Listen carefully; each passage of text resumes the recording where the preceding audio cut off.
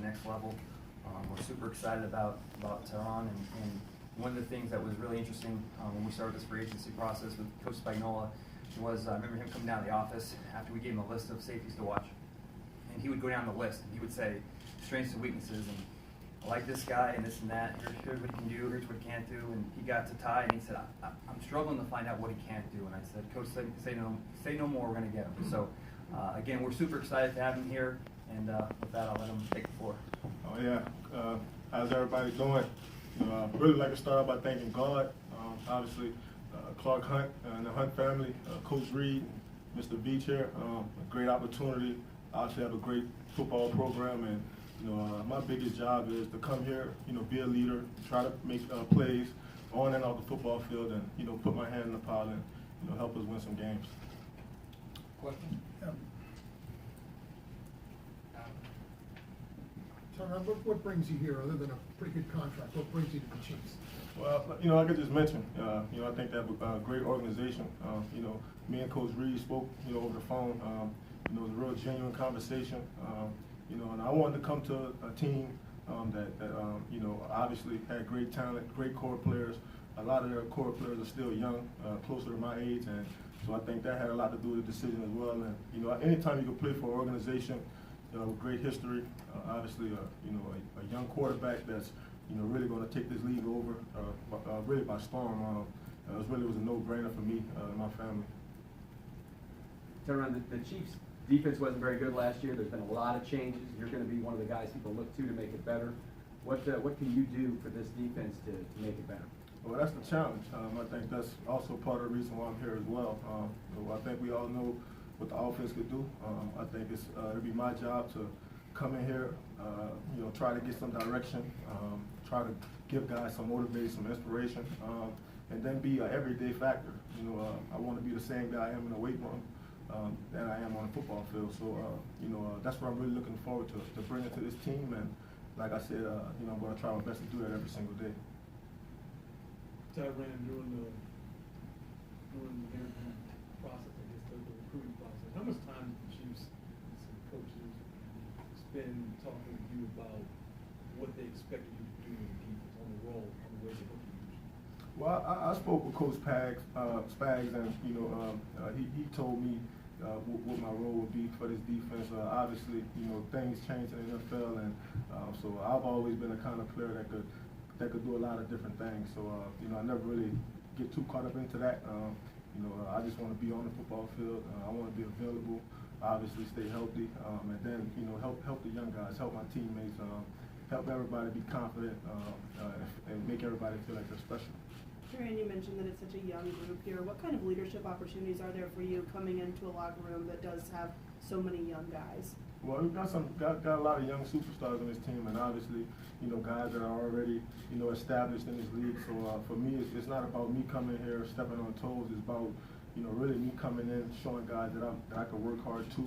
I can handle adversity, and then like I just mentioned, I could be the same guy each and every day as far as energy level, attention to detail, and just being willing to do whatever my coaches ask me to do. Right, you touched a little bit on the versatility. Just how is he the prototypical defensive back in today's NFL, the way you can move him around? Yeah, well, listen, teams are going to throw the ball, and especially against us when you have an offense like we do, we're going to put a ton of points on the board. So teams have to throw the ball to get back in the game, and when you have a guy as talented as Ty that you can play on the deep end, he can play down low, he can play in the slot. He's a tremendous blitzer. He's just a versatile piece of the puzzle here, and these guys are hard to find. And then you factor in the person and the character and what he brings intangibly. Again, that's exactly why we coveted him, and we made a point to make sure he was a Chief this season. Ty, you're coming to this team at a time when they just said goodbye to 3 veterans, especially Eric Berry at your position. What kind of, is there any intimidation to that, or any thoughts about having to step into Eric Berry's role and be a leader on this defense? Well, no doubt it would be, huge shoes to fill. Obviously, playing safety, coming from the SEC, I think Eric Berry was always a guy, I admired. He gave me a ton of inspiration, especially all the adversity and things he's dealt with. It would have been an honor to play with him. But I think ultimately, I think anytime you could kind of steer your own ship and, get guys to believe in you and get guys to buy into you the same way Eric did. I think that's my plan to really come in. Hopefully the community embrace me and my teammates embrace me, and I can do what Eric did here. Coach, I know that- Once the Chiefs went after you at the start of the tampering period, how attractive was this organization, whether it's Andy sitting next to you, Patrick Mahomes? What do you find to be most attractive beyond just their initial ability wanting to negotiate with you for the contract? Like I said, first class organization. To even go back in time, my first 5 years in Arizona, my DB coach, Kevin Ross, played for Kansas City. So I would always hear a ton of stories about Kansas City, the community environment, and then the organization as well. So when they called, I was all ears. Obviously, I had a lot of fun in Houston, but I thought Kansas City was the next challenge for me.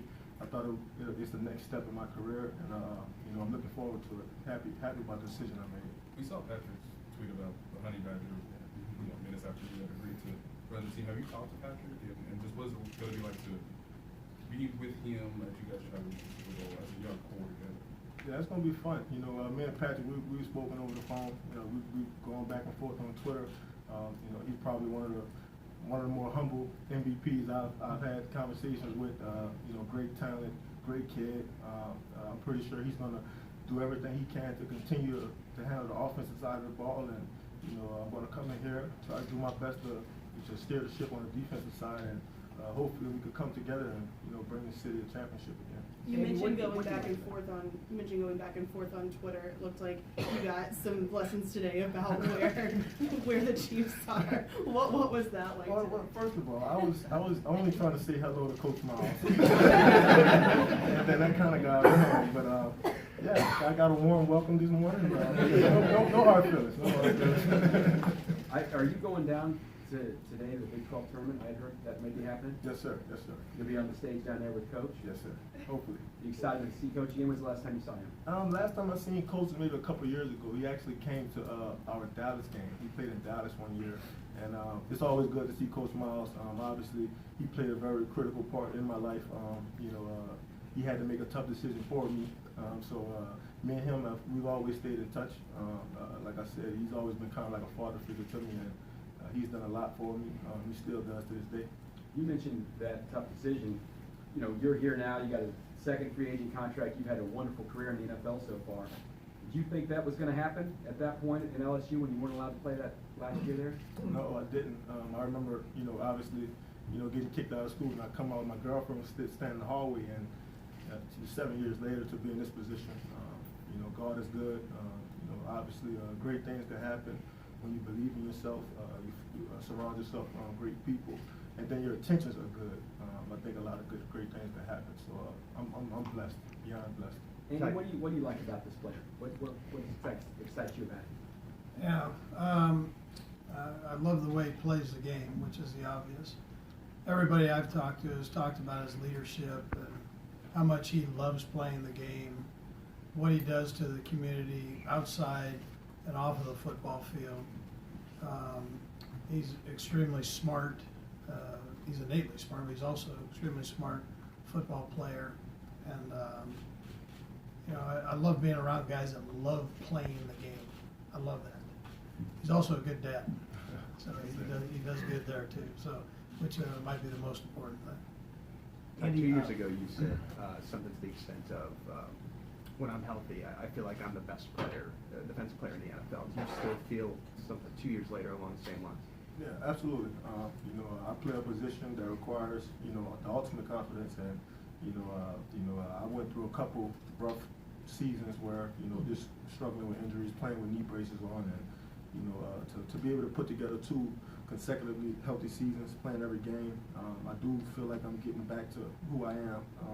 And then obviously, I think playing in this scheme, will really allow me to really do what I do best.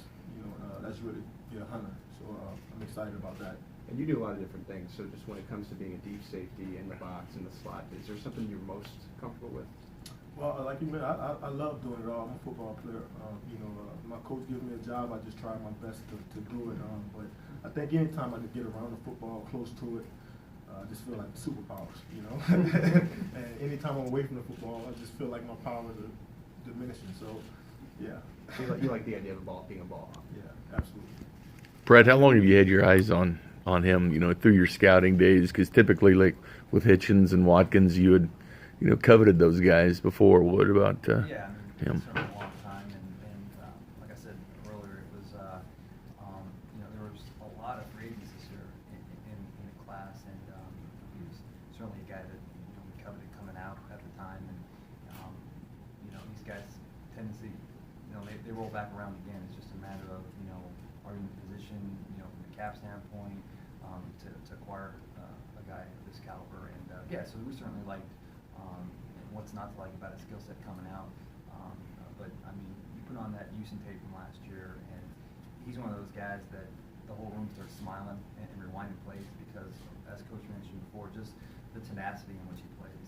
And it's something that is infectious, and we know that when you get a guy like this, he brings the whole crew.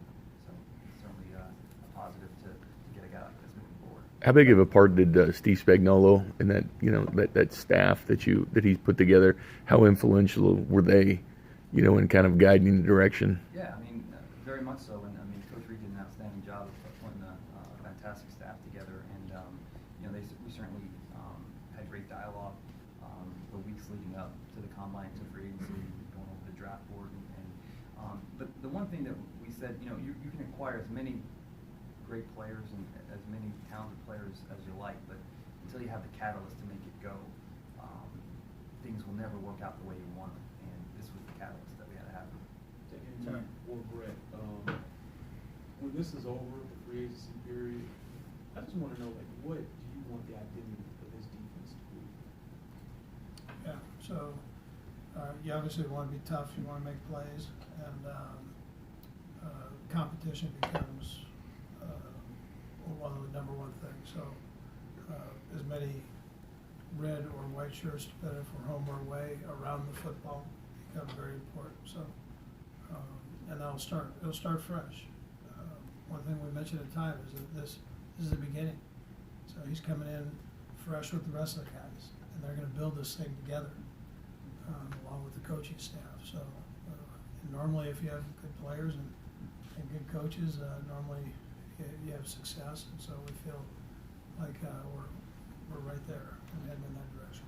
Coach, you often talk about having you guys challenge each other at practice and get in that competition. I was adding a player, like you said, that brings that tenacity, help with the new scheme, the new face on the defensive side of the ball. But you guys getting those good practices in during the offseason going into training camp. Yeah, so I think you're going to see the way he practices, the way he plays, the way he goes about his profession here. For young guys, it's invaluable.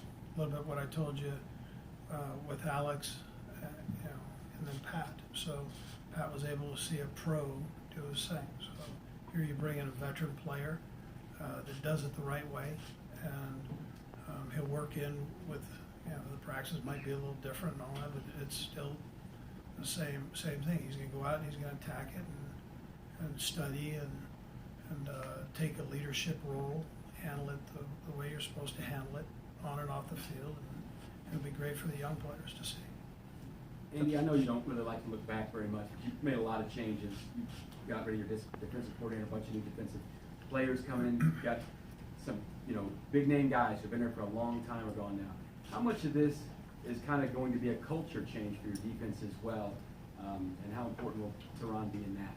Yeah, so listen, my blessings go out to the guys that were here and helped us build it to this point, and I wish them nothing but the best.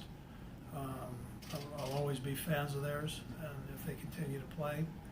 And but again, it is a new beginning, and so for our defense, and whatever direction it goes, none of us can predict the future. Whatever direction it goes, but we've got Ty here to help build on with the other guys that are still on our football team. There'll be changes as it goes through. This is the NFL. Things happen, but this is at the end of new people coming in, and that's not where we're at, whether it's through the draft or free agency.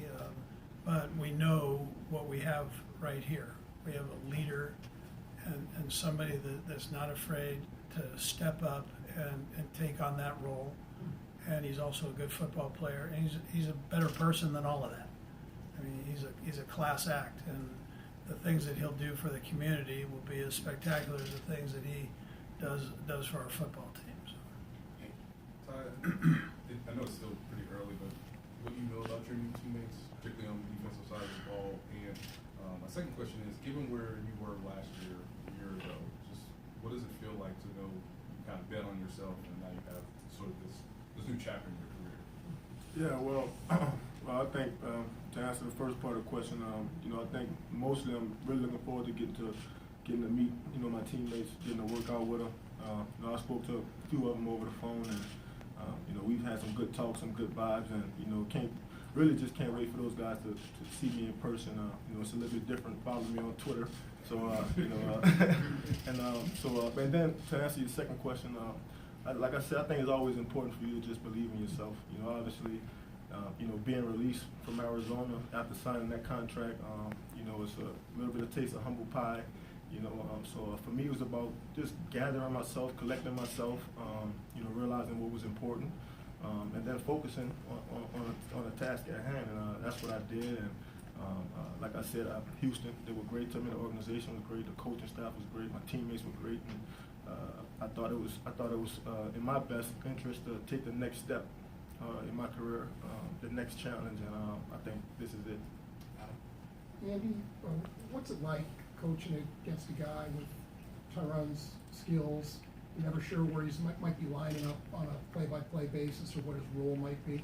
Yeah, I'll tell you that you hit it on the nail on the head there. So he does. He can play anywhere. I mean, you can move him out. He can play corner if you need to play corner. He's played inside in the nickel. He's played up on the ball. He's played back off the ball. He's a phenomenal blitzer, and he's not. I mean, he's sitting next to me, but he's not the biggest guy in the world. But listen, he plays that way. He plays such a physical game, and he's so good towards the line of scrimmage. But at the same, on the same hand, he's great on the back end, making plays on the ball on the back end. So tremendous amount of flexibility there. I know Spags will use all of it, and that's exciting. It's exciting for Ty. It's exciting for Spags being the coach that's going to put him in those positions. So as the offensive guy, what kind of challenges does that provide trying to scheme against a guy like that?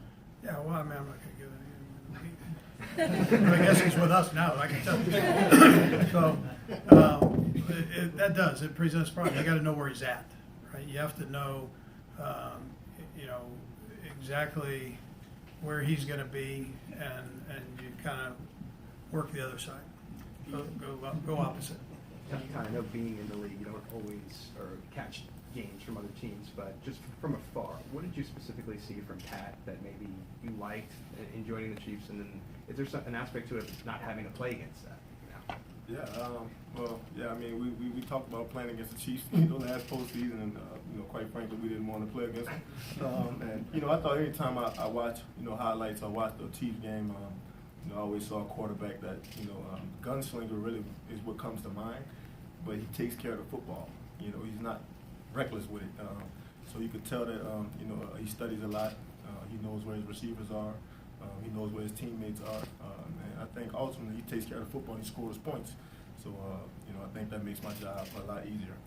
EJ, last question. Tyron, I know when you're going through the decision, obviously the financial stuff is going to play a part, and then the team being comfortable with the coaches and all that is going to play a part in it. But to bring your family here and that personal aspect of it, just what did you know about the community here and bringing your family to it? And then just how excited to play in front of Chiefs fans at Arrowhead? Yeah, like I said, I had a coach in Arizona, Kevin Ross, who played for Kansas City, and he would always talk about Kansas City. Always talk about the three other DBs he played with and how all those guys were Pro Bowlers. So I got the whole spiel on the Chiefs my first 5 years in the league, and I think a lot of things in life may come full circle. And you may remember a conversation that just makes your antennas go up. And so like I said, when the Chiefs called, it was an easy decision for me. Great organization, first-class organization, great coaching staff, great people in the building, and then they have a quarterback that's you know, he's going to hopefully play in the, you know, next 10 Super Bowls. So, like I said, my decision was easy. I think the hardest part is just, you know, knowing that, you know, me coming in, I got some big shoes to fill, and I'm going to do my best ability to be a leader every single day.